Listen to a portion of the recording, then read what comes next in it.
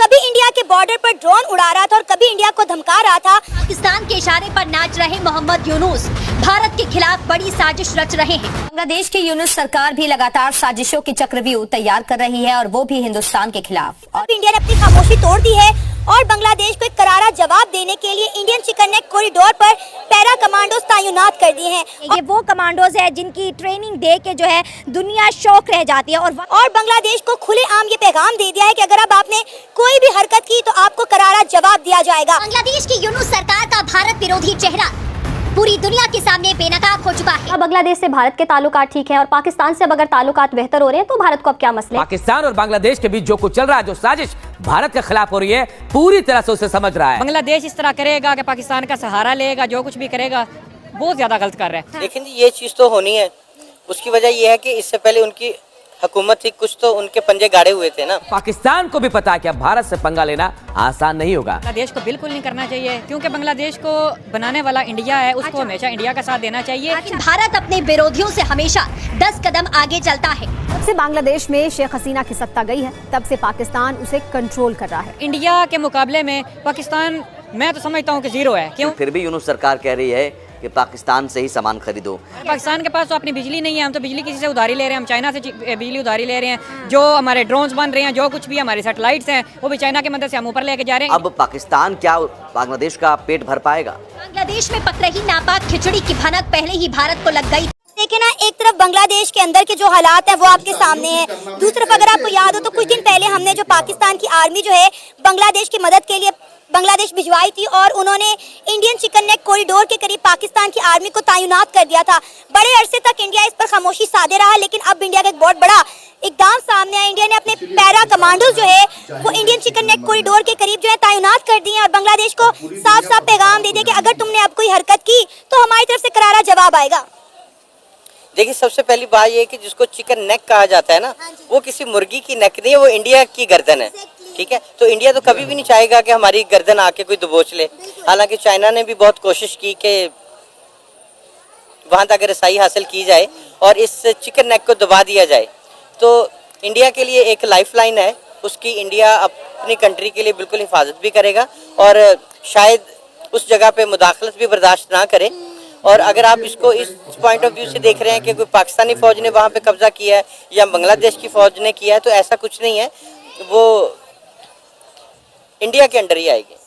में आ रहा है कि पाकिस्तान तरक्की कर रहा है बड़ी तेजी से, हमने इकोनॉमिक ग्रोथ दोबारा से स्टार्ट कर दी है। जी पता नहीं वो इकोनॉमिक ग्रोथ इन्होंने किधर स्टार्ट की है। आप एक चीज़ बता दें कि इनकी पाकिस्तान में कोई इनकी अपनी बिल्ड हो, ना कोई इनकी सैटेलाइट अपनी है, ना कोई इनकी कार प्रोडक्शन अपनी है, ना इनकी कोई बाइक प्रोडक्शन अपनी है, फ़ोन प्रोडक्शन अपनी है, कोई चीज़ इनकी नहीं दी। क्यों मोबाइल आया था वो भी इन्होंने बंद कर दिया था।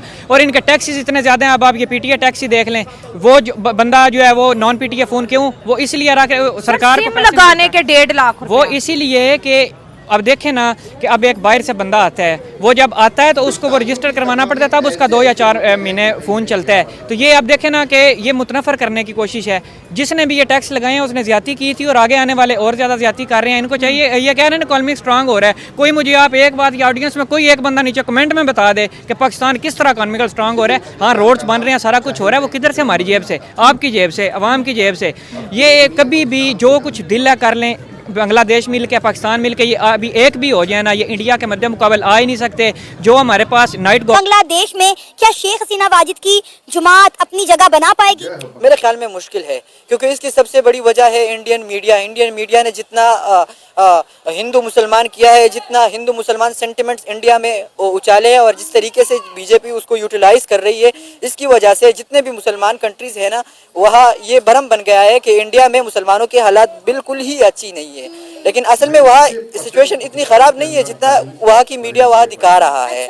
और जिस तरीके से बीजेपी उसको इस चीज़ को ज़्यादा कर रही, जिस तरीके से वहाँ पे मुसलमानों के नामों की जगह पे नाम है वो उनको तब्दील कर रहे हैं। गुजरात में वो योगी आदित्यनाथ जिस तरीके से मुसलमानों के खिलाफ वो क्रैकडाउन उन्होंने स्टार्ट कर रखा है, तो इस वजह से बांग्लादेश में भी इंडिया के खिलाफ वो सेंटिमेंट्स उभर रहा है। और आपको पता है जिस तरीके से स्टूडेंट्स ने वो एहतिजाज किए, सैकड़ों स्टूडेंट्स मारे गए, तो मुझे नहीं लगता कि यार वो इस तरह एकदम ही इंडिया में उसको दोबारा एक्टिव कर लेंगे। सर, आपको पढ़ते वक्त के साथ साथ इंडिया ने कैसे अपने डिफेंस सेक्टर पर काम किया है, जंगी बहरी बेड़े बनाए हैं, ब्रह्मोस मिसाइल जैसे मिलाए हैं रशिया के साथ मिलकर?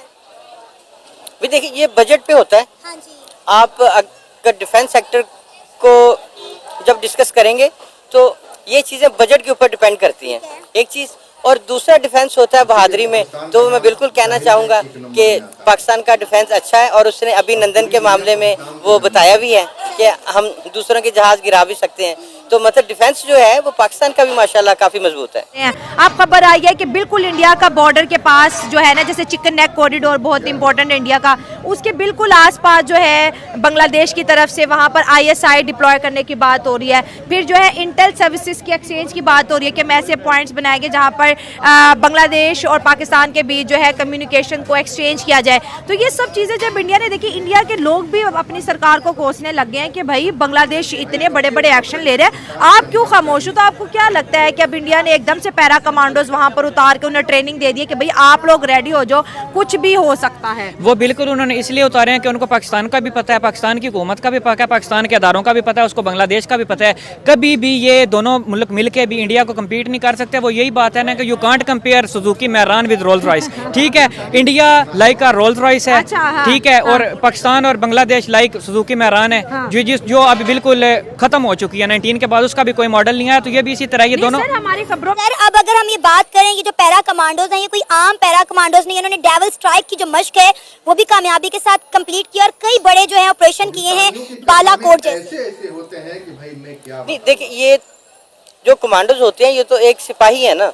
अब बेसिक सिपाहियों का दौर वो नहीं रहा जो हम पहले सन 65 और 71 की जंगों में, कारगिल की जंगों में हम ये चीज़ें देखते थे कि जी ये स्पेशल फोर्सेस हैं, ये कमांडो हैं, ये फलां फलां हैं। वो नहीं, अभी टेक्नोलॉजी का दौर है और वेपन्स का दौर है।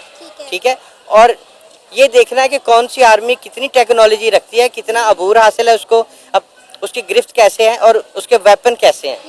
तो इसीलिए अब हर आर्मी के पास कमांडो होते हैं, बांग्लादेश, इंडिया, पाकिस्तान, सबके सोल्जर एक जैसे ही होते हैं। सिर्फ आपकी कमान कैसी है और आपके पास वेपन कैसा है, आपकी टेक्नोलॉजी कैसी है। पता है कि अभी रिसेंटली पाकिस्तान के जो प्राइम मिनिस्टर हैं वो मोहम्मद यूनुस के साथ मुलाकात करके आए हैं।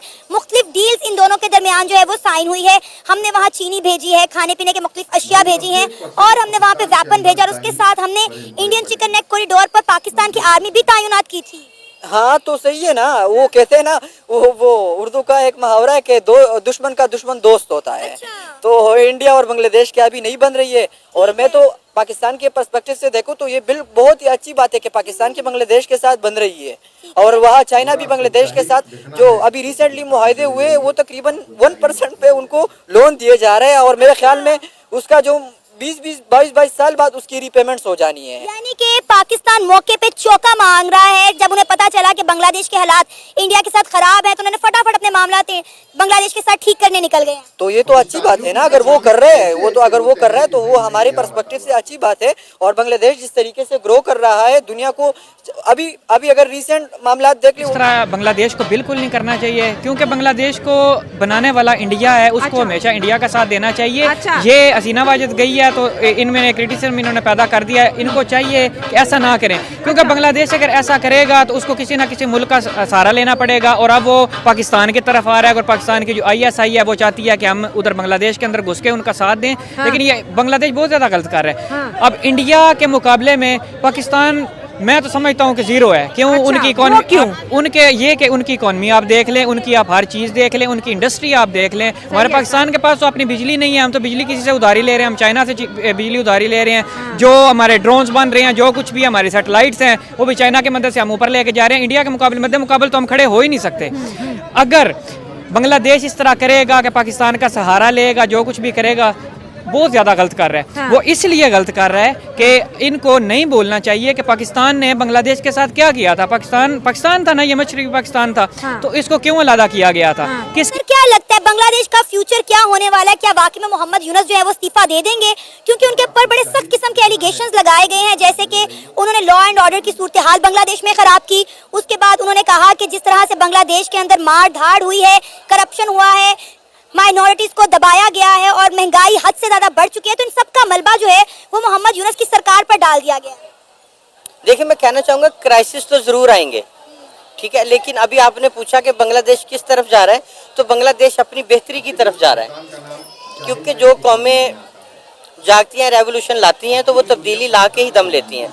तो बांग्लादेश की आवाम ने ये चीज़ बावर करवाई है कि वो एक रेवोल्यूशन लेके भी आई है और उसने हुकूमत को चेंज भी किया, अपना मनवाया भी है। हाँ, क्राइसिस का वो ज़रूर सामना करेंगे, क्योंकि ग्लोबलाइज क्राइसिस तो हैं, लेकिन बांग्लादेश अपनी रेवोल्यूशनरी एक मूवमेंट की वजह से उसको ये क्राइसिस का सामना है और वो क्राइसिस में थोड़ा रहेगा, लेकिन वो बेहतरी की तरफ मैं उनको देख रहा हूँ।